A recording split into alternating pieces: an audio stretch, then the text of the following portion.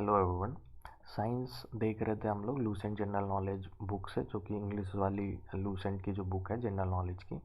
ये है बुक आपकी न्यू एडिशन से करवा रहा हूँ मैं। ठीक है, तो केमिस्ट्री का ये 4th वीडियो होगा। इसमें एटॉमिक स्ट्रक्चर देखेंगे, कुछ भी नहीं छूटेगा, सारा कवर करेंगे। और आपने अगर वीडियो नहीं देखा है इससे पहले वाला प्रीवियस वीडियोस, तो आप ज़रूर देख लो ताकि ये समझने में आपको आसानी हो। ठीक है, आगे की जो चीज़ें हैं उसको समझने में आसानी होगी। एटॉमिक स्ट्रक्चर देख लेते हैं। उसमें क्या है, पहला देखना है डाल्टन्स एटॉमिक थ्योरी। ये क्या था? ये थ्योरी एक्चुअली इन मतलब 1803 से 1808 के बीच में ये थ्योरी दिया गया था। किसके द्वारा? तो जॉन डाल्टन के द्वारा। और ये थ्योरी में मतलब मेन पॉइंट्स अगर आप देखो, ये थ्योरी क्या बताता है, तो आप देखोगे कि ये बोलता है कि एलिमेंट्स जो है, एलिमेंट्स ऑलरेडी हम लोग पढ़ चुके हैं। एलिमेंट्स जो है वो कंसिस्ट करता है एक माइन्यूट इंडिविजुअल और इनडिस्ट्रक्टिबल पार्टिकल, जिसको एटम कहते हैं। ठीक है, काफ़ी छोटा होगा, उसको मतलब सिंगल फॉर्म में होगा, और इसको मतलब इनडिस्ट्रक्टिबल होगा, उसको तोड़ नहीं सकते, उसके बाद उसको छोटा तोड़ के नहीं कर सकते। ठीक है, तो ऐसा जो पार्टिकल होगा उसको एटम कहते हैं, और उसी से मिल करके क्या है, एलिमेंट बना हुआ है। ठीक है, ये पहला पॉइंट हुआ। पहली बातें जो मतलब जो बातें बताई गई थी डाल्टन्स थ्योरी में। तो डाल्टन्स का नेक्स्ट पॉइंट देख लेते हैं। इसमें क्या बोला गया कि एटम जो है एक एलिमेंट का वो आइडेंटिकल होगा। अगर एक एलिमेंट लेते हो, मान लो आप सोडियम ले लिया आपने, तो सोडियम का जितना मतलब ये एटम से बना होगा, वो सारे एटम क्या होंगे, आइडेंटिकल होंगे, सेम होंगे, उनका सेम मास होगा और सेम साइज होगा। लेकिन अगर बात करी जाए डिफरेंट एलिमेंट की, ठीक है, एटम्स ऑफ डिफरेंट एलिमेंट, जैसे मान लिया आपने ले लिया कैल्शियम, फिर सोडियम। ठीक है, दो एलिमेंट ले लिया, तो कैल्शियम का जो एटम है और सोडियम का जो एटम है, वो जो है वो प्रॉपर्टी में डिफर करेगा। ठीक है, उन दोनों का एटम जो है वो डिफर होगा मास में भी, साइज में भी। तो ये चीज़ है। नेक्स्ट पॉइंट देख लेते हैं। उनके द्वारा मतलब बोला गया इस थ्योरी में, डाल्टन्स एटॉमिक थ्योरी में, कि एटम जो है ना उसको क्रिएट किया जा सकता है, ना डिस्ट्रॉय किया जा सकता है, और ना ही उसको मतलब आप ट्रांसफॉर्म कर सकते हैं। मतलब एक एटम से लेकर के दूसरे एटम में आप ट्रांसफॉर्म नहीं कर सकते। ठीक है, मान लो जैसे कि सोडियम का एक एटम है, आपने ले लिया। ठीक है, सोडियम का एटम है ए। ठीक है, कंसीडर करते हैं समझने के लिए। और कैल्शियम का एटम है, मान लीजिए आप बी। ठीक है, तो ऐसा नहीं कि सोडियम का जो एटम है ये ए, इसको आप कैल्शियम के एटम में चेंज कर दोगे, ऐसा नहीं कर पाओगे। ठीक है, ऐसा नहीं कि मतलब इस एटम को किसी तरह पे आप मतलब कैल्शियम के एटम में चेंज नहीं कर पाओगे। ठीक है, तो यही बताया गया डाल्टन्स थ्योरी में। एटम के बारे में देख लेते हैं। एटम के बारे में ये क्या है, smallest particle of an element. किसी भी एलिमेंट का स्मॉलेस्ट पार्टिकल जो होता है उसको एटम कहते हैं। और ये केमिकल कॉम्बिनेशन में तो पार्टिसिपेट करता है, बट ये मतलब फ्री फॉर्म में आपको नहीं दिखेगा। ठीक है, ये फ्रीली आपको नेचर में देखने को नहीं मिलेगा एटम। और एक छोटा सा इन्फॉर्मेशन है कि हाइड्रोजन जो है उसका मतलब एटम जो होता है, हाइड्रोजन का एटम, वो काफ़ी छोटा होता है, मतलब सबसे छोटा होता है, स्मॉलेस्ट होता है और हल्का होता है। तो एलिमेंट में अगर बात करी जाए तो आपको ध्यान में रखना है कि हाइड्रोजन का एटम सबसे छोटा होता है और सबसे हल्का होता है। ठीक है, एग्जाम्पल देख लेते हैं एटम का। जैसे सोडियम हो गया, पोटेशियम हो गया, कैल्शियम हो गया, और हाइड्रोजन हो गया। ठीक है, तो ये सोडियम का जो एटम है Na, या फिर कैल्शियम का जो के, ठीक है, सॉरी कैल्शियम का बोल रहा हूँ, पोटेशियम का जो के हो गया, या फिर कैल्शियम का सी है, ये सब सिंबल जो है आपको मतलब अगर ध्यान में तो ठीक है, नहीं तो कोई नहीं, आप मतलब आगे अगर देखना हो तो देख लेंगे। ये प्रोडिक्ट टेबल में देखना है सारा सिंबल, तो उसमें देख लेंगे। तो इसमें होता क्या है कि ये फ्री में मतलब फ्री फॉर्म में आपको देखने को नहीं मिलेगा एटम। ठीक है, तो फ्री फॉर्म में नहीं देखने को मिलेगा, तो ये किस फॉर्म में रहेंगे, तो ये मतलब दो या दो से ज़्यादा मतलब फॉर्म में रहते हैं। ठीक है, या तो दो एक साथ रहेंगे या फिर दो से ज़्यादा। तो ये देख लेते हैं। तो उस टाइम पे इसको मॉलिक्यूल बोलते हैं। ठीक है, दो या दो से ज़्यादा के फॉर्म में हो या फिर फ्री हो। ठीक है, मतलब फ्रीली तभी अगर होंगे जब वो एटम के फॉर्म में नहीं है, मतलब अकेले नहीं है, एटम नहीं है। ठीक है, तो वो क्या होता है, मॉलिक्यूल को देख लेते हैं। मॉलिक्यूल जो है the smallest particle of an element या फिर कंपाउंड। एलिमेंट और कंपाउंड अगर समझने में मतलब आपको दिक्कत हो रही कि एलिमेंट क्या है, कंपाउंड, तो आप प्रीवियस वीडियो देख लो, आई थिंक, अगर प्रॉब्लम हो रही है तो ये क्या है, मॉलिक्यूल जो है स्मॉलेस्ट पार्टिकल है किसी भी एलिमेंट का या फिर कंपाउंड का आप बोल सकते हो। ये क्या होता है, स्टेबल होता है, इंडिपेंडेंस एग्जिस्टेंस होता है। जैसे अगर एटम की बात करें तो एटम इंडिपेंडेंटली एग्जिस्ट नहीं करता, ठीक है, बट मॉलिक्यूल करता है। तो अगर एटम से ही आप देखोगे, एटम के द्वारा ही मॉलिक्यूल बनता है।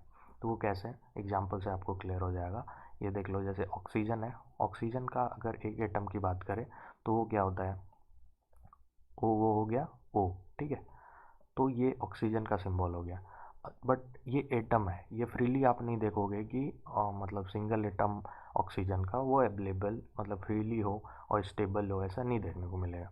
तो क्या होता है, ये क्या करते हैं, बॉन्ड बनाते हैं एक दूसरे के बीच में, और उसके बाद O2 हो जाता है। मतलब इसमें दो ऑक्सीजन का एटम है, तो दो ऑक्सीजन का एटम जो है वो स्टेबल होगा और इंडिपेंडेंट एग्जिस्टेंस होगा उसका, ठीक है। तो उस केस में इसको क्या बोलेंगे, मॉलिक्यूल।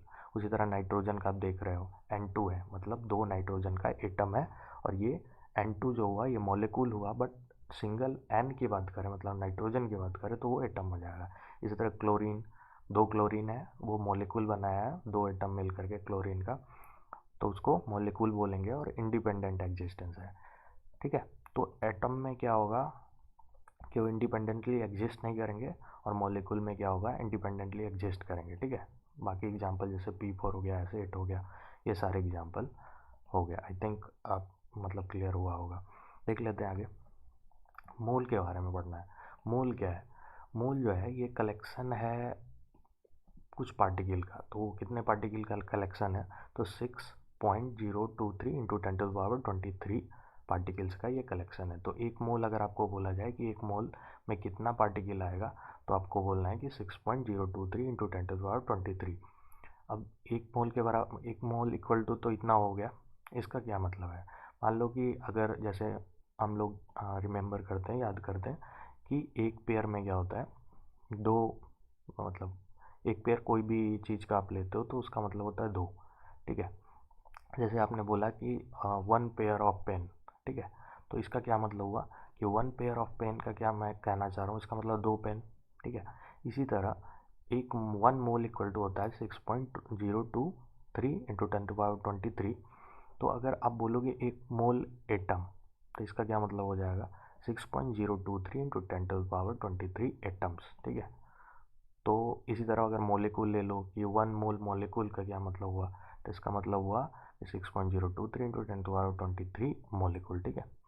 तो ये आपको ध्यान में रखना है। जैसे हम लोग वन डजन में बोलते हैं, वन डजन में 12 चीज़ें होती है। जैसे वन डजन आप बनाना ले लो तो उसमें 12 बनाना उसका मतलब हुआ। इसी तरह सेम वे में इसको मतलब वन मोल का आपको ध्यान में रखना है कि वन मोल इक्वल टू होता है 6.023 इंटू 10⁻23 पार्टिकल।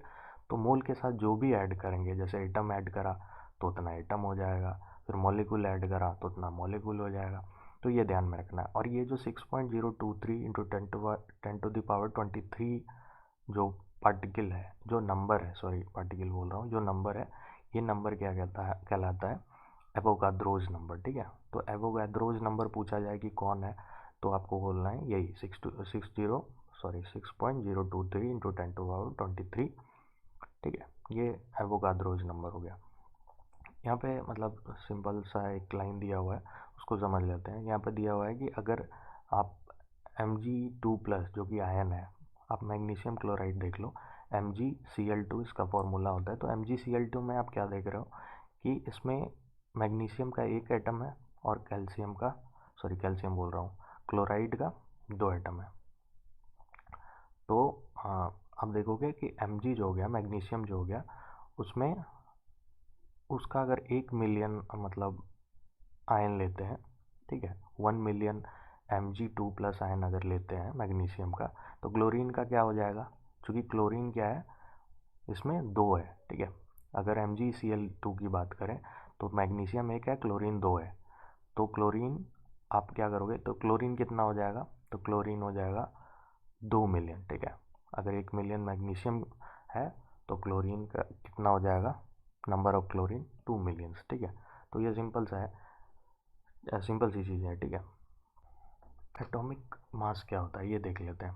एटॉमिक मास किसी भी एलिमेंट का अगर देखें तो वो ऐसा नंबर है जो कि ये दर्शाता है कि उसका जो एटम है, मतलब उस एलिमेंट का वन एटम जो है, उसका जो मतलब वेट है, ठीक है, उसका जो मास है, वो कितना टाइम्स हैवियर है एक एटम ऑफ कार्बन के, मतलब एक एटम ऑफ कार्बन का जो 12th भाग है उससे कितना वो हैवी है, और कितना मतलब उसमें मतलब ज़्यादा भारी है, ठीक है। ये देख लेते हैं अगर आपको समझ में नहीं आया। एटॉमिक मास का क्या है कि अगर आप किसी भी एलिमेंट के एटॉमिक मास को जानना चाहो, ठीक है, तो क्या होगा कि आप एक एटम लोगे, उस एलिमेंट का एक एटम लोगे, उसका जो मास होता है वो लिख दोगे, ठीक है। उसको डिवाइड करोगे 1/12 इंटू 10 1/10 सॉरी 1/12, उसको मल्टीप्लाई करेंगे mass of one atom of carbon, ठीक है। अब फिर से देख लेते हैं। आप मान लो कि ये mass of one atom element क्या है, वो x है, ठीक है। तो ये और मान लो ये कार्बन जो है, कार्बन 12 जो है, उसका मास ऑफ वन एटम जो है वो कितना है, y है, ठीक है।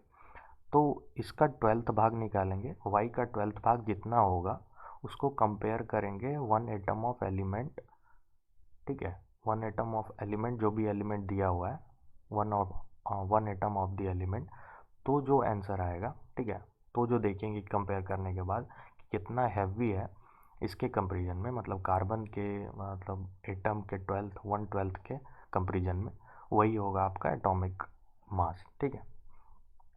आगे देख लेते हैं। अब एक्चुअल मास की अगर बात करो तो actual mass of an atom क्या हो जाएगा, वो मतलब किसी भी एलिमेंट का एक एटम का एक्चुअल मास क्या हो जाएगा, वो हो जाएगा एटॉमिक मास जो AMU में लेंगे और इंटू 1.66 इंटू 10⁻⁻24 ग्राम, ठीक है।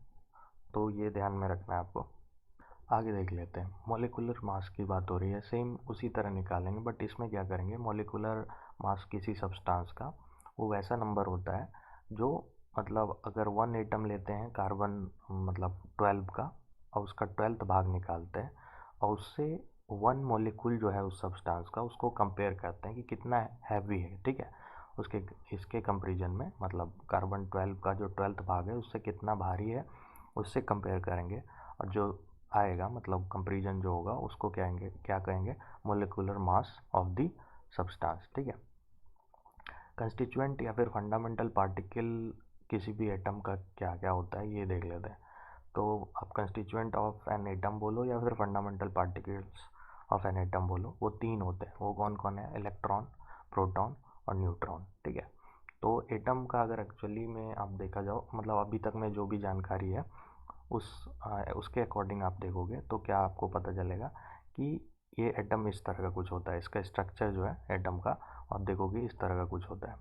तो इसमें प्रोटॉन और न्यूट्रॉन जो है वो आपको सेंटर में दिखेगा, आप सेंटर में देख रहे हो, सेंटर में प्रोटॉन है, न्यूट्रॉन है, और इलेक्ट्रॉन जो है वो आपको मूव करता दिखेगा इसके चारों तरफ ऑर्बिट में, जैसा मतलब आप देख रहे हो इसमें इलेक्ट्रॉन जो है वो मूव करता हुआ आपको देखने को मिलेगा, ठीक है। तो अभी के स्टडी, मतलब अभी तक के स्टडी के अकॉर्डिंग अगर आप देखो तो आपको मतलब पता चलेगा कि अभी तक में जो स्ट्रक्चर सामने आया है वो क्या है, कुछ इस तरह का है, ठीक है। तो ये स्ट्रक्चर आपको ध्यान में रखना है कि कैसे प्रोटॉन और न्यूट्रॉन जो है, जो कि सेंटर में होता है, इसको न्यूक्लियस बोलते हैं, और ये इलेक्ट्रॉन जो है जो कि निगेटिवली चार्ज होता है, आगे देखना ही है, वो क्या होता है, ऑर्बिट में मतलब रिवॉल्व करता रहता है, घूमता रहता है, ठीक है। तो ये आपको ध्यान में रखना है। और ये ऐसा नहीं कि मतलब ये सिर्फ आइडिया, एक आइडिया हो जाए आपको कि एटम किस तरह का होता है, वो इसलिए ये आपको मतलब मैं दिखा रहा हूँ। ऐसा नहीं कि आपको मतलब कुछ क्वेश्चन माइंड में आ जाए कि हाँ ये मतलब दो ही इलेक्ट्रॉन क्यों है, दो ही ऑर्बिट क्यों है, और एक ऑर्बिट में एक ही इलेक्ट्रॉन होता है क्या, ऐसा नहीं है, ठीक है। ये सिर्फ आइडिया लेने के लिए कि मतलब एटम किस तरह का होता है ये बताने के लिए सिर्फ मैं बोल रहा हूँ। बाकी ऑर्बिट भी एलिमेंट के हिसाब से, अलग अलग एलिमेंट का जो एटम होता है उसमें आपको ऑर्बिट अलग अलग देखने को मिल जाएगा। फिर एक ऑर्बिट में ऐसा नहीं कि एक ही इलेक्ट्रॉन होता है, एक से ज़्यादा इलेक्ट्रॉन भी होते हैं, ठीक है। तो वो आगे जब मतलब इलेक्ट्रॉनिक कन्फिग्रेशन वगैरह देखेंगे तो उसमें आपको पता चल जाएगा, ठीक है। तो ये एक रफ आइडिया रखने के लिए कि एटम किस तरह का होता है और क्या स्ट्रक्चर होता है उसका, इसलिए मैं मतलब ये आप देख लो, ठीक है, ये ध्यान में रखो, ठीक है। बाकी आगे बढ़ते हैं, देखते हैं।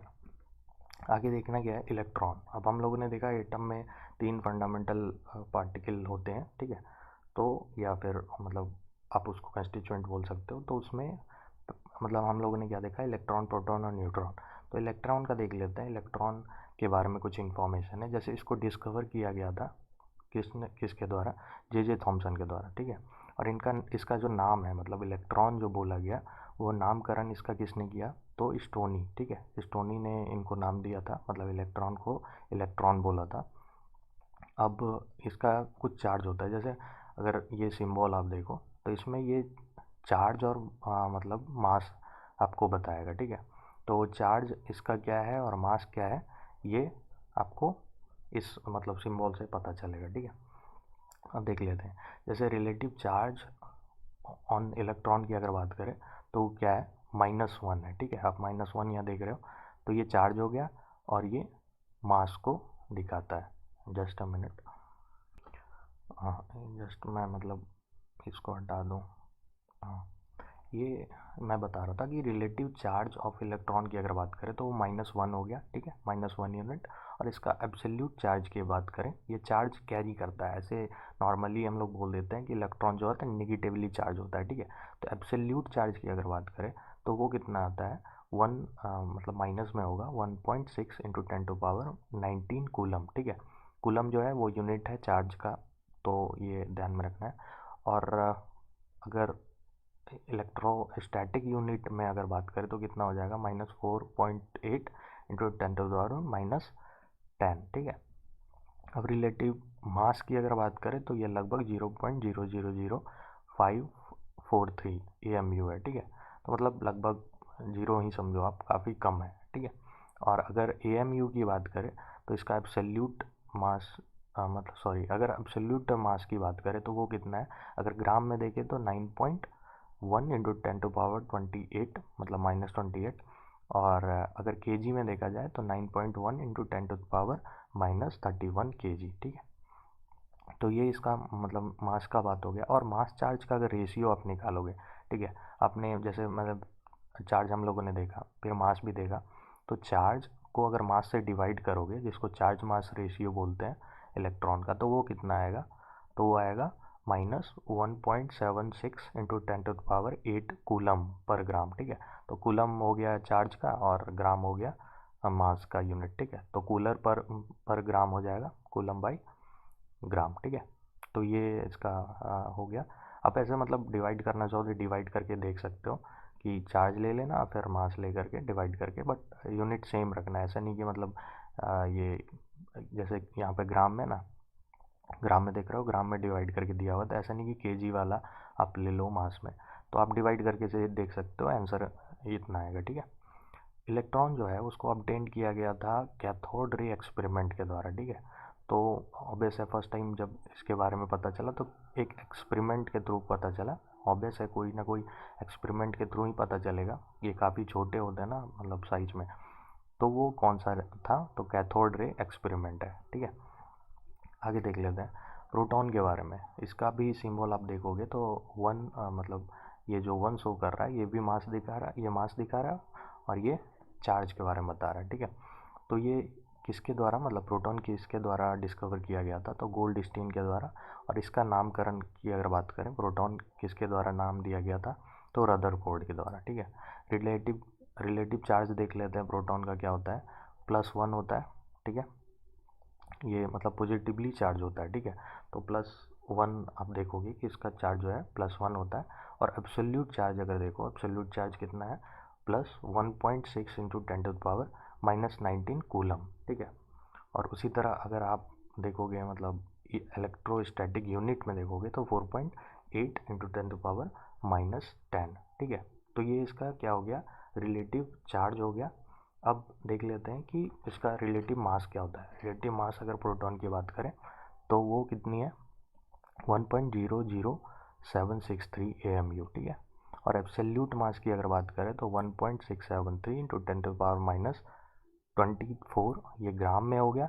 और केजी में हो गया 1.67 इंटू 10⁻27, ठीक है। तो ये सेम टू सेम अगर आप प्रोटॉन में देखो तो इसका भी चार्ज मास रेशियो निकालोगे तो आपको निकलेगा जो मतलब जो आंसर आएगा वो कितना होगा 9.58 इंटू 10⁴ कूलम पर ग्राम। ठीक है, कूलम पर ग्राम है। ठीक है, देख लेते हैं प्रोटॉन को कैसे मतलब प्रोटॉन के बारे में कैसे पता चला।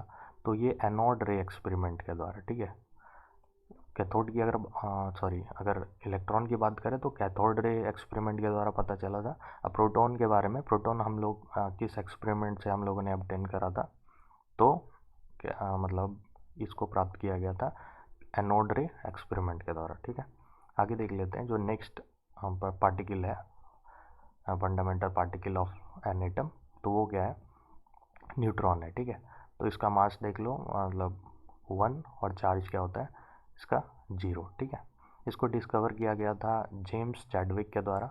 इसका चार्ज ये न्यूट्रॉन जो है वो इसका चार्ज 0 होता है, ऑलरेडी बता दिया मैंने।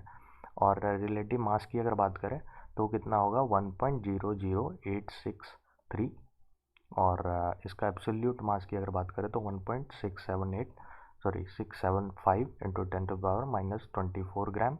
और केजी में अगर बात करें तो कोई नहीं, बस उसका जो माइनस वाला जो चार्ज है उसको थोड़ा बढ़ा देना 3, चूँकि मतलब 1 gram equal to 1 KG equal to होता है 1000 ग्राम, तो इसलिए क्या होगा 10⁻⁻27 हो जाएगा। बस यही थोड़ा सा अंतर है, बाकी सेम ही है। चार्ज मास रेशियो अगर निकालेंगे तो वो 0 आएगा। कैसे? क्योंकि चार्ज जो है इस पर 0 है। अब 0 को आप अगर किसी भी नंबर से मान लो x से डिवाइड करते हो तो आंसर क्या होगा, आंसर तो 0 होगा ना। तो इसका चार्ज मास रेशियो जो है वो देखेंगे तो क्या आ जाएगा 0। ठीक है, इसको प्राप्त किया जाता है रेडियो एक्टिव फेनोमेनन के द्वारा। ठीक है, तो रेडियो एक्टिव फेनोमेनन में क्या करते हैं कि उसमें आप देखोगे कि बेरिलियम का जो एटम है उसको अल्फ़ा पार्टिकल से बम्बार्डिंग करवाते हैं, तो उससे हमको मिलता है कार्बन का एटम और न्यूट्रॉन मिलता है। ठीक है, तो ये मतलब प्रोसेस है, इस प्रोसेस के थ्रू न्यूट्रॉन मतलब प्राप्त किया गया। ठीक है, या प्राप्त किया जाता है। आगे देख ले, नेक्स्ट क्या है, एटॉमिक नंबर के बारे में पढ़ना है। एटॉमिक नंबर क्या होता है, वैसा नंबर मतलब प्रोटॉन का जो नंबर होता है किसी भी एटम में, और या फिर इलेक्ट्रॉन का जो नंबर होता है वही क्या होता है एटॉमिक नंबर होता है। ठीक है, प्रोटॉन का नंबर और इलेक्ट्रॉन का नंबर दोनों इक्वल होता है किसी भी एटम में। ठीक है, किसी भी एटम में, और वही जो है एटॉमिक नंबर के मतलब एटॉमिक नंबर भी उतना ही होता है उस एटम का। हम देखते हैं, इसको जेड से डिनोट करते हैं, और इसका क्या मतलब मैंने जो बोला वही है। जेड जो है, जो कि एटॉमिक नंबर है, वो क्या होता है, इक्वल होता है नंबर ऑफ इलेक्ट्रॉन से और या फिर नंबर ऑफ प्रोटॉन से। तो ये ध्यान में रखना है आपको। ऐसा मतलब मोस्लेज लॉ के हिसाब से देखें, अकॉर्डिंग देखें, तो एटॉमिक नंबर जो होता है किसी भी एलिमेंट का, वो उसका मतलब फंडामेंटल प्रॉपर्टी ज़्यादा बेटर तरीके से शो करता है in comparison to atomic mass जो है किसी भी किसी भी एटम का। ठीक है, एग्जांपल देख लेते हैं। अगर आप एटॉमिक नंबर नहीं समझ पा रहे हो तो एग्जांपल देख लेते हैं। ऐसे लूसेंट में दिया नहीं है एग्जांपल, मतलब एटॉमिक मास में दिया है, एटॉमिक नंबर में नहीं दिया है, बट देख लेते हैं छोटा सा एग्जांपल। जैसे कार्बन की अगर बात करें तो कार्बन का ये मतलब ऐसे सिंबल आप देखोगे तो नीचे जो दिया होगा वो एटॉमिक नंबर को बताता है, और ऊपर जो दिया होगा वो एटॉमिक मास को बताता है। ठीक है, तो कार्बन का अगर बात करें तो कार्बन में अगर देखा जाए तो ये क्या है, आपको एटॉमिक नंबर बता रहा है। इसका क्या मतलब हुआ कि एटॉमिक नंबर 6 होगा, इसका इलेक्ट्रॉन भी 6 होगा और इसका प्रोटॉन भी 6 होगा। मतलब अगर कार्बन एटम है और उसका आपको बोला जा रहा है कि एटॉमिक नंबर 6 है, इसका मतलब इलेक्ट्रॉन भी उसमें 6 है और प्रोटॉन भी 6 है। ठीक है, एटॉमिक मास जो है 12 है, वो कैसे है वो आगे देखते हैं। ये आगे पहले एटॉमिक मतलब मास समझ लो आप, सॉरी मास नंबर समझ लो। तो मास नंबर की अगर बात करें तो sum of number of protons plus neutron. ठीक है, अगर नंबर ऑफ न्यूट्रॉन जितना है, नंबर ऑफ प्रोटॉन जितना है, उसको ऐड कर देंगे तो जो आंसर मिलेगा वो क्या होगा, मास नंबर होगा। ठीक है, तो मास नंबर को कैसे डिनोट करते हैं, तो ए से डिनोट करते हैं। ये देख लो फॉर्मूला वही है, ए इक्वल टू आप देखोगे पी प्लस एन, जो कि पी क्या है नंबर ऑफ प्रोटॉन और एन क्या है नंबर ऑफ इलेक्ट्रॉन। सोडियम मतलब सोडियम जो एलिमेंट है और एटम है, उसको उसका एग्जाम्पल लेकर के समझते हैं। तो इसमें आप देखोगे कि 11 जो है वो क्या है, एटॉमिक नंबर है, ठीक है। तो एटॉमिक नंबर कितना हो गया 11, और मास नंबर कितना हो गया 23, ठीक है। तो कैसे निकालते हैं, एटॉमिक नंबर मान लो आपको पता है, ठीक है, कि सोडियम का जो एटॉमिक नंबर है वो 11 है। तो आप कैसे निकालोगे, ये 11 हो गया, ठीक है। और ये 11 मतलब एटॉमिक नंबर 11, इसका क्या मतलब है ऑलरेडी हम लोग देख चुके हैं, ये इलेक्ट्रॉन का नंबर 11 होगा, प्रोटॉन का नंबर भी 11 होगा, ठीक है। और एटॉमिक अगर मास की बात करें, सॉरी मास नंबर की बात करें, तो मास नंबर हम लोग यहाँ क्या देख रहे हैं कि mass number a equal to क्या है पी प्लस एन, ठीक है। पी नंबर ऑफ प्रोटॉन हो गया, एन क्या हो गया नंबर ऑफ न्यूट्रॉन हो गया, ठीक है। तो नंबर ऑफ प्रोटॉन हम लोगों को कितना पता है कि 11 है, ठीक है। बट नंबर ऑफ न्यूट्रॉन की अगर बात करें तो वो नहीं पता है, ठीक है। तो नंबर ऑफ न्यूट्रॉन यहाँ पे अगर आप मास को देखो तो मान लो नंबर ऑफ न्यूट्रॉन कितना हो गया एक्स हो गया, ठीक है, मान लो फिलहाल। तो आप देखोगे कि ये जो आएगा वो क्या होगा मास नंबर होगा, क्योंकि मास नंबर इक्वल टू क्या है प्रोटॉन का नंबर और न्यूट्रॉन का नंबर। तो यहाँ पे अगर आप 23 ले लो, क्योंकि 23 दिया हुआ है इसका मास, तो क्या हो जाएगा न्यूट्रॉन आपको पता चल जाएगा, क्यों कैसे, तो एक 11 जो है इसको इक्वल के इस साइड लाएंगे तो क्या हो जाएगा -11, मतलब 23 -11 हो जाएगा, जो कि कितना होगा न्यूट्रॉन के नंबर के बराबर होगा। ये आप नीचे एग्जाम्पल में देख लो, जैसे कि एन जो है मतलब न्यूट्रॉन का नंबर, एक मिनट, हाँ, न्यूट्रॉन का नंबर जो है वो कैसे निकालेंगे, तो एटॉमिक सॉरी मास नंबर जो है उसको एटॉमिक नंबर से माइनस करो, या फिर नंबर ऑफ प्रोटॉन से माइनस करो, या फिर नंबर ऑफ इलेक्ट्रॉन से माइनस करो, ठीक है। तीनों सेम ही होता है, आप देख रहे हो, एटॉमिक नंबर ले लो या फिर इलेक्ट्रॉन ले लो या फिर प्रोटॉन ले लो, तो आप माइनस करोगे तो कितना आंसर आएगा, तो क्या होगा 12, ठीक है। तो इसका सोडियम एटम का जो न्यूट्रॉन है न्यूक्लियस में, ठीक है, न्यूक्लियाई जो बीच में सेंटर पे, तो वो कितना है 12, ठीक है। तो ये ध्यान में रखना है। आप अगर नंबर ऑफ प्रोटॉन दिया हो इनकेस, इस केस में तो मतलब मास पहले हम लोगों ने देख लिया mass number, but number of proton मान लो आपको दिया हो गया है कि 11 है नंबर ऑफ प्रोटॉन, और न्यूट्रॉन जो है नंबर ऑफ न्यूट्रॉन कितना है 12 है, ठीक है। तो उस केस में अगर आपसे पूछा जाए कि किसी भी एटम का नंबर ऑफ प्रोटॉन 11 है और नंबर ऑफ न्यूट्रॉन जो है 12 है, तो आप उसका मास नंबर बताइए, ठीक है। तो आप क्या करोगे, सिंपली आप जान रहे हो कि नंबर ऑफ प्रोटॉन और number of electron sorry neutron को ऐड करने के बाद जो आंसर आता है वो मास नंबर है। तो आप ये इस दोनों को ऐड कर दोगे तो क्या आंसर आएगा 23, ठीक है। तो ऐसे मतलब ऐसे डाटा चेंज करके पूछा जा सकता है, तो ये ध्यान में रखना है, सिंपल सा चीज़ है। अब एक एग्जांपल और दिया हुआ है बुक में ही, उसको आप देख सकते हो, ये कार्बन है, ठीक है। तो कार्बन का 6 एटॉमिक नंबर हो गया, 12 एटॉमिक मास नंबर हो गया, फिर तो इसका इलेक्ट्रॉन कितना होगा 6 होगा, प्रोटॉन भी 6 होगा, तो न्यूट्रॉन निकालना है, क्या करोगे आप 12 जो कि क्या है मास नंबर है उसको माइनस करोगे, उसमें माइनस करोगे प्रोटॉन के नंबर को, तो आपको आंसर आएगा जितना वो होगा नंबर ऑफ न्यूट्रॉन, ठीक है। आगे देख लेते हैं आइसोटॉप क्या है। आइसोटॉप कुछ टर्म्स हैं जिसको देख लेते हैं। आइसोटॉप का क्या मतलब है, मतलब वैसा एटम, मतलब वो सारे एटम किसी भी एलिमेंट का, ठीक है, मतलब एक या एक से ज़्यादा एलिमेंट ले लो या फिर किसी भी एलिमेंट का सेम एलिमेंट भी ले सकते हो, तो क्या होगा number of atoms of the element जिसका जो एटॉमिक नंबर है, ठीक है, एटॉमिक नंबर हम लोगों ने देखा वो सेम है, लेकिन एटॉमिक मास जो है, सॉरी एटॉमिक मास बार बार बोल देता हूँ, मास नंबर जो है वो क्या है डिफर करता है, अलग है, ठीक है। तो एटॉमिक नंबर सेम है बट मास नंबर जो है वो अलग है। एग्जाम्पल देख लेते हैं, जैसे कार्बन के आइसोटॉप की बात करें तो ये हो गया, इसमें आप देखो कि कार्बन का ये नीचे वाला क्या शो करता है एटॉमिक नंबर, तो एटॉमिक नंबर क्या है सेम है, बट एटॉमिक मास, फिर बोल रहा हूँ mass number, sorry mass number जो है वो क्या है वो डिफर कर रहा है, ठीक है। यहाँ 12 है, यहाँ 13 है, यहाँ 14 है, तो मास नंबर अलग होगा और एटॉमिक नंबर सेम होगा, ठीक है। तो ये आपको ध्यान में रखना है। तो उस केस में क्या बोलेंगे, ये सारे जो हो गए ये क्या हो गए आइसोटॉप हो गए कार्बन के, ठीक है। अब आगे देख लेते हैं। आगे आप अगर देखो तो आइसोटॉप ऑफ हाइड्रोजन की अगर बात करें, यहाँ पे देखो एटॉमिक नंबर सेम है 1 हाइड्रोजन का, बट मास नंबर जो है वो क्या है वो डिफ़र कर रहा है। यहाँ पे 1 है, ये 2 है, यहाँ पे 3 है, ठीक है। तो अगर फर्स्ट जो है मतलब फर्स्ट अगर हाइड्रोजन की बात करो जिसमें एटॉमिक नंबर भी 1 है और मास नंबर भी 1 है, तो उसको क्या बोलते हैं? प्रोटियम, ठीक है। उसको प्रोटियम बोलते हैं। ये प्रोटियम का फॉर्मूला हो गया। ये अगर मास नंबर 2 है, एटॉमिक नंबर 1 है, तो क्या होगा? वो ड्यूटेरियम होगा। और ट्रिटियम जो होता है वो मतलब आइसोटॉप हुआ हाइड्रोजन का, तो उसका क्या हो गया? उसमें क्या होगा? मास नंबर जो है 3 होगा, ठीक है। तो ये ध्यान में रखना है। प्रोटियम, ड्यूटेरियम, ट्रिटियम ये भी कभी कभी पूछा जाता है कि आइसोटॉप ऑफ हाइड्रोजन बताइए। तो आइसोटॉप ऑफ हाइड्रोजन में अगर ट्रिटियम की बात करें तो ट्रिटियम जो है वो रेडियो एक्टिव आइसोटॉप है हाइड्रोजन का, ठीक है। आगे देख लेते हैं।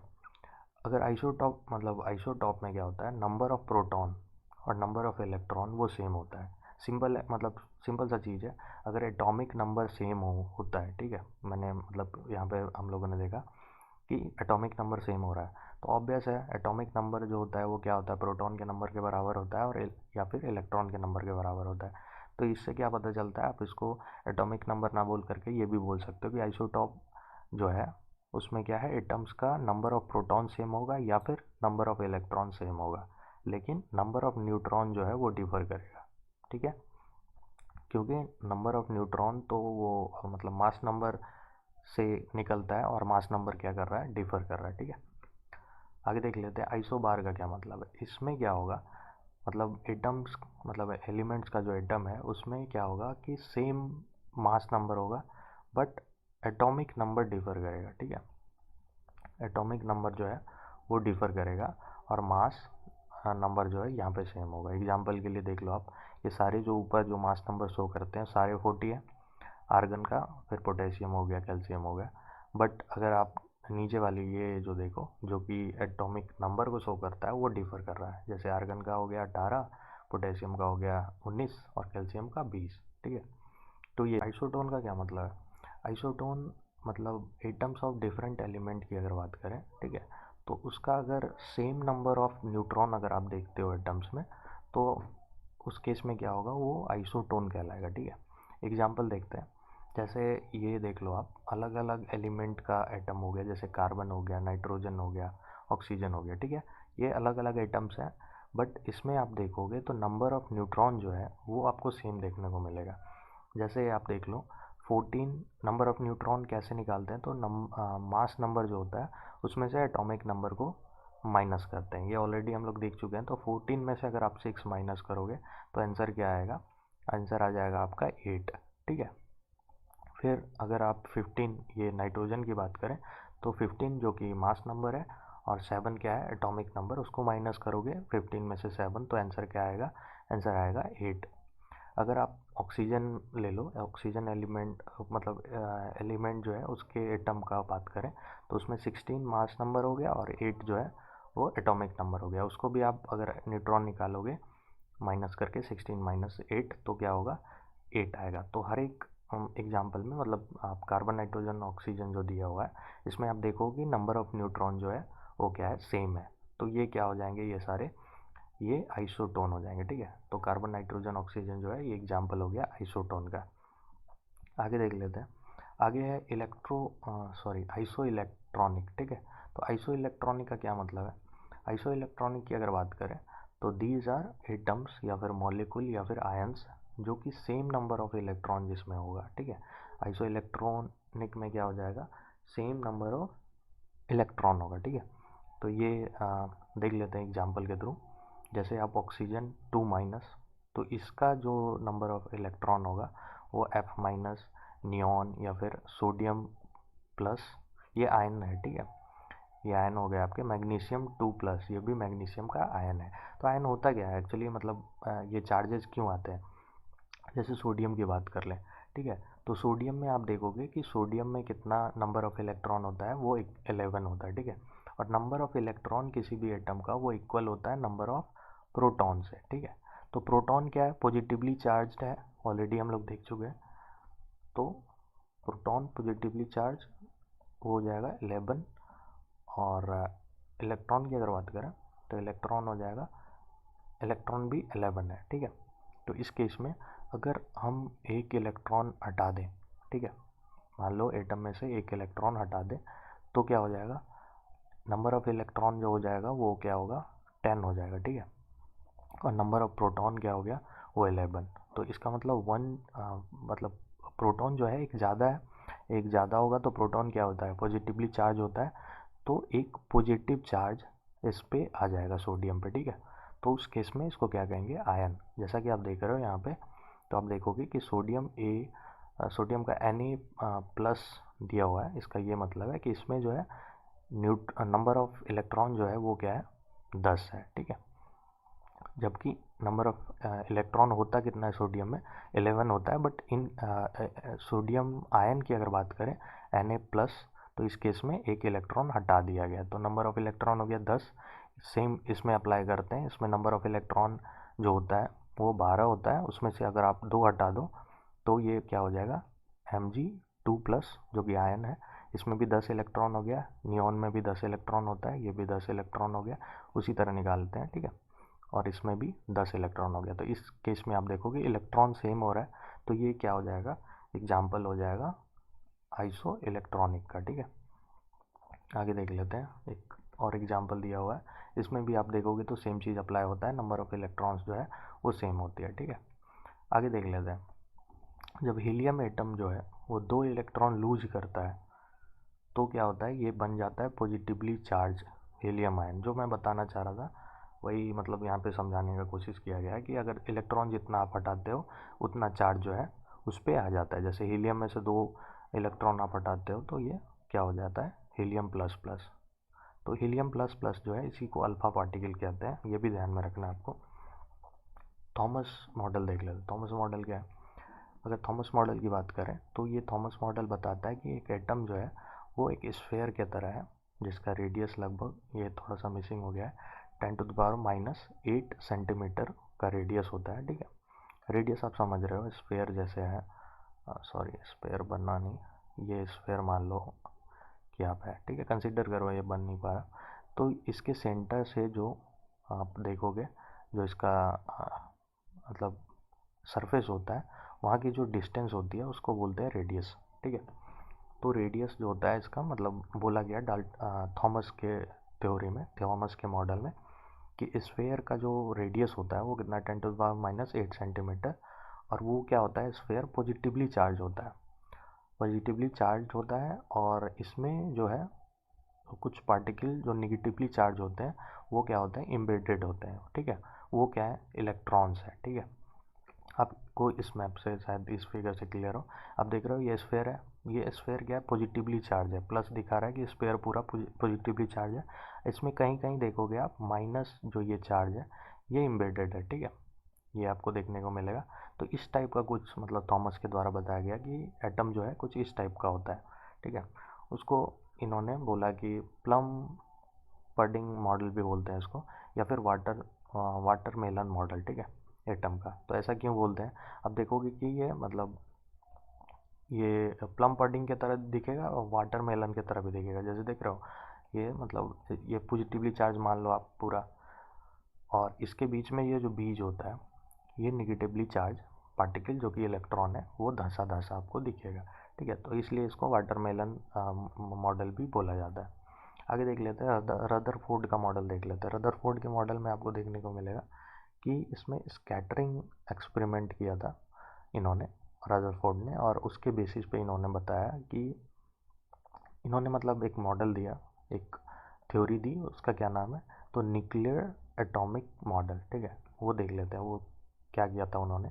तो उन्होंने एक मतलब अल्फ़ा पार्टिकल के सोर्स से अल्फ़ा पार्टिकल को एक थीन गोल्ड का फॉयल था, ठीक है, काफ़ी पतला सा, मतलब कुछ लेयर एटम का था उसमें, उस पर क्या किया, अल्फ़ा पार्टिकल का मतलब बीम को उस पर डाला, ठीक है, बम्बार्डिंग करवाया गया बीम ऑफ पार्टिकल जो है। तो देखा गया कुछ चीज़ें मतलब उन्होंने नोटिस करी, और ये जो एक्सपेरिमेंट है इसको स्कैटरिंग एक्सपेरिमेंट बोला गया, और इसके थ्रू न्यूक्लियर एटॉमिक मॉडल इन्होंने दिया रदरफोर्ड ने। वो किस टाइप का है, मतलब क्या है, उसका कुछ पॉइंट देख लेते हैं। जैसे according to the Rutherford model की बात करें तो उसमें पहला चीज़ ये है कि उन्होंने कहा रदरफोर्ड ने कि एटम जो है उसमें वो कंसिस्ट करता है हैवी पॉजिटिवली चार्ज्ड मतलब न्यूक्लियस, ठीक है, जिसमें सारा प्रोटॉन और न्यूट्रॉन होता है, प्रेजेंट होता है। जैसा कि आप मतलब इसमें रफली ये फिगर आप देखोगे तो इसमें पता चल जाएगा कि न्यूक्लियर जो होता है, न्यूक्लियस, उसमें क्या होता है, ये आपको प्रोटॉन और न्यूट्रॉन देखने को मिलेगा। फिर अगर आप प्रोटॉन और न्यूट्रॉन्स को देखो साथ में तो ये क्या हो जाएगा, इसको क्या बोलेंगे, न्यूक्लियॉन्स। ठीक है, ये जो सेंटर में है, आपको सेंटर में देखने को मिल रहा है, इसको कलेक्टिवली क्या बोलते हैं, प्रोटॉन और न्यूट्रॉन को न्यूक्लियॉन्स बोलते हैं। ठीक है, और इनके द्वारा मतलब रदरफोर्ड ही बता रहे हैं उनके अकॉर्डिंग देखो तो वो उन्होंने बोला कि सारा मास जो है एटम का वो ये न्यूक्लियॉन्स के द्वारा ही दिया जाता है। तो मेन जो मास आप देखोगे एटम का उसके न्यूक्लियॉन्स के द्वारा ही कंट्रीब्यूट किया जाता है या होता है। ठीक है, आगे कुछ चीज़ें हैं जो आपको देखना है, जैसे रेडियस उन्होंने बताया, रेडियस ऑफ न्यूक्लियस का। ठीक है, ये जो सेंटर में देख रहे हो तो इसका रेडियस उन्होंने बताया कि 10⁻⁻13 सेंटीमीटर। ठीक है, इसके सेंटर से आप यहाँ तक की दूरी जो है ये इन्होंने बताया 10⁻⁻13 सेंटीमीटर। और रेडियस ऑफ एन एटम अगर देखो आप, एटम तो पूरा हो जाएगा, ये अगर एटम लेते हो तो ये इसका लास्ट सेंटर से यहाँ तक, ठीक है, ये देख रहे हो, तो ये यहाँ से लेकर के यहाँ तक ये इन्होंने बताया कि 10⁻⁻8 सेंटीमीटर। ठीक है, और रेडियस आप देखोगे तो इसमें अगर आप देखो जैसे रेडियस ऑफ एन एटम देखो, ठीक है, रेडियस ऑफ एन एटम की अगर बात करें तो मैं ऑलरेडी बता चुका हूँ कि सेंटर से लेकर के इसके लास्ट ऑर्बिट जो होता है इलेक्ट्रॉन का वहाँ तक का हो गया centre, sorry, radius of an atom. But अगर रेडियस ऑफ दी न्यूक्लियॉन्स देखो तो ये सेंटर से लेकर के ये न्यूक्लियन में मतलब न्यूक्लियस में का जो न्यूक्लियस का जो सेंटर होता है वही हो जाएगा। तो ये जो होता है मतलब रेडियस ऑफ एन एटम अगर देखो ये वाली, ये जो मैं बता रहा था ये बड़ी वाली, ये लगभग 10⁵ टाइम्स होता है रेडियस ऑफ न्यूक्लियॉन्स के। ठीक है, तो ये आपको ध्यान में रखना है। बाकी आगे देख लेते हैं कि इनके मॉडल के अकॉर्डिंग में क्या है। रदरफोर्ड के मॉडल में आगे देख लेते हैं, इनके द्वारा बोला गया कि वॉल्यूम ऑफ एटम की अगर बात करें, वॉल्यूम ऑफ एटम मतलब ये लास्ट जो ऑर्बिट है इसमें एक्चुअली स्फेरिकल होता है, तो पूरे का वॉल्यूम निकालोगे तो वो जो होता है 10⁻15 टाइम्स हैवियर होता है than the volume of nucleus. ठीक है, तो न्यूक्लियस का ये वाला जो स्फेयर होगा इसका वॉल्यूम निकालोगे आप और ये पूरे एटम का वॉल्यूम, तो आपको लगभग क्या देखने को मिलेगा कि ये जो मतलब एटम का जो वॉल्यूम है वो 10⁻15 टाइम्स हैवियर है। ठीक है, आगे देख लेते हैं इलेक्ट्रॉन के बारे में। इलेक्ट्रॉन जो है वो रिवॉल्व करता है अराउंड दी न्यूक्लियस। ठीक है, जैसा कि आप इसमें देख रहे हो फिगर में, तो ये मतलब ऑर्बिट करता है। कैसा ऑर्बिट करता है तो आप देखोगे कि सिमिलरली जैसा कि सोलर सिस्टम में सन होता है सेंटर पे, ठीक है, और बाकी जो प्लैनेट्स हैं वो उसको ऑर्बिट करते रहते हैं सन को, उसी तरह आप देखोगे इसमें कि प्रोटॉन न्यूट्रॉन जो होता है न्यूक्लियस में होता है और बाकी इलेक्ट्रॉन जो है वो चारों तरफ रिवॉल्व करते रहते हैं। ठीक है, चक्कर काटते रहते हैं। तो ये एक सोलर सिस्टम के तरह ही आपको देखने को मिलेगा और इस कारण से इसको क्या बोलते हैं, आप इलेक्ट्रॉन की अगर बात करो तो इस कारण से इलेक्ट्रॉन को क्या बोलते हैं, प्लैनेटरी इलेक्ट्रॉन्स। ठीक है, तो ये मतलब आपको फिगर से आइडिया हो गया होगा कि कैसे न्यूक्लियस में जो है वो प्रोटॉन और न्यूट्रॉन रहता है। ठीक है, जो कि प्रोटॉन पॉजिटिवली चार्ज है और न्यूट्रॉन पे कोई चार्ज नहीं होता, ये न्यूट्रल होता है। ठीक है, और इलेक्ट्रॉन जो है वो निगेटिवली चार्ज होता है जो कि मतलब न्यूक्लियस के चारों तरफ ऐसे ऐसे रिवॉल्व करता रहता है। ठीक है, ये रफ आइडिया लेने के लिए मैं दिखा रहा हूँ ये फिगर, और आप देख रहे हो इलेक्ट्रॉन इसमें लगातार मूव कर रहा है। ठीक है, तो इसी तरह सेम वे में इसी तरह मूव करता है। ठीक है, आगे देख लेते हैं। आगे 1 मिनट मैं इसको क्लियर कर दूँ तो आगे आप देखोगे रदरफोर्ड का जो स्कैटरिंग वाला एक्सपेरिमेंट है तो उसमें आप देखोगे कि इसी एक्सपेरिमेंट के द्वारा उन्होंने पॉजिटिवली चार्ज पार्टिकल जो है कौन सा, प्रोटॉन, उसको डिस्कवर किया था। ठीक है, एटम का जो पॉजिटिवली चार्ज पार्टिकल है प्रोटॉन, वो रदरफोर्ड के ही अल्फ़ा स्कैटरिंग एक्सपेरिमेंट के द्वारा, ठीक है, ये अल्फ़ा का सिंबल है, तो अल्फ़ा स्कैटरिंग एक्सपेरिमेंट के द्वारा ये प्रोटॉन का डिस्कवर मतलब प्रोटॉन की खोज करी इन्होंने। ठीक है, रदरफोर्ड ने। आगे देख लेते हैं। सॉरी, आज के लिए इतना ही था, बाकी फीडबैक आप ज़रूर दो और आप फीडबैक दोगे तो अच्छा लगेगा कि यहाँ मैं मतलब आपको समझा पा रहा हूँ कि नहीं। ठीक है, समझाने में अगर मैं सक्षम हूँ, समझा पा रहा हूँ, तो आप फीडबैक ज़रूर देना, आप लाइक ज़रूर करना अगर मैं समझा पा रहा हूँ, ठीक है। नहीं तो आप बता सकते हो कि कहाँ मैं नहीं समझा पा रहा हूँ, तो मैं ट्राई करूँगा कि चीज़ों को क्लियरली बता सकूँ, ठीक है। ऐसे मुझे पता नहीं चलता है कि आपको किस चीज़ की जानकारी है, किसकी नहीं है, तो इसमें दिक्कत होती है कि मैं क्या बोलूँ, क्या बताऊँ। तो मैं ट्राई करता हूँ कि ज़्यादा से ज़्यादा चीज़ों को क्लियर कर पाऊँ, ठीक है।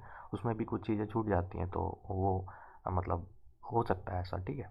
तो आप उसको बता सकते हो, ताकि मैं ट्राई करूँ कि नेक्स्ट वीडियो में मैं उस चीज़ को इंक्लूड कर दूँ, या फिर अगर कोई डाउट है तो मैं उसको क्लियर कर दूँ। अगर भी मतलब वीडियो के अभी आप बोल दोगे तो ज़्यादा बेटर होगा, क्योंकि फ्यूचर में फिर उसको चेंज करने में दिक्कत होगी। तो अभी आप बोलोगे तो मैं उसको फिर से नेक्स्ट वीडियो में बता दूँगा, या फिर उसके लास्ट में मतलब क्लियर कर दूँगा डाउट जो भी होगा, ठीक है। बाकी थैंक यू, बाय।